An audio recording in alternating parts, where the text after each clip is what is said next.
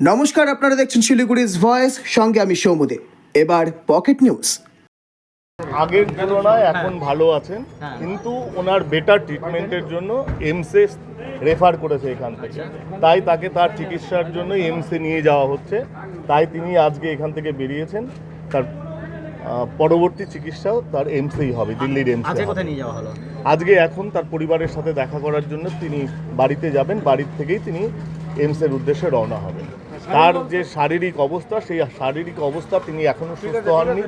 তার যে বেটার চিকিৎসা, বেটার ট্রিটমেন্ট, সেই বেটার ট্রিটমেন্টের জন্য এখানকার যে মেডিকেল টিম তারা দিল্লিতে রেফার করেছেন। দিল্লিতে গিয়েই তার চোখের অবস্থা এখনও ভালো হয়নি, খুব খারাপ আছে, এবং তার দাঁতের যে পার্টি, সেই দাঁতের পার্টির যে ব্যবস্থা, সেই ব্যবস্থা এখানে নেই, উত্তরবঙ্গেও নেই, এবং তার সেই 3টে দাঁতের অবস্থা খুব ভয়ানক আছে, এবং তার যে এখানকার যে হাড় ভেঙেছিল, সেই হাড় এখনও পর্যন্ত জোড়া লাগেনি। তাই তার আগামী যে চিকিৎসা, সেই চিকিৎসার জন্য তাকে এমসেই তার পরবর্তী চিকিৎসা হবে, তাই তাকে এমসে পাঠানো হবে। উনি বাড়ির সকলের সাথে দেখা করে, যেহেতু অনেক দিন এখানে ছিলেন, কারোর সাথে দেখা হয়নি, পরিবারের লোকজন অনেকে আছে যারা এখানে আসতে পারেনি, তাদের সাথে দেখা করেই তিনি দিল্লির উদ্দেশ্যে রওনা হবেন।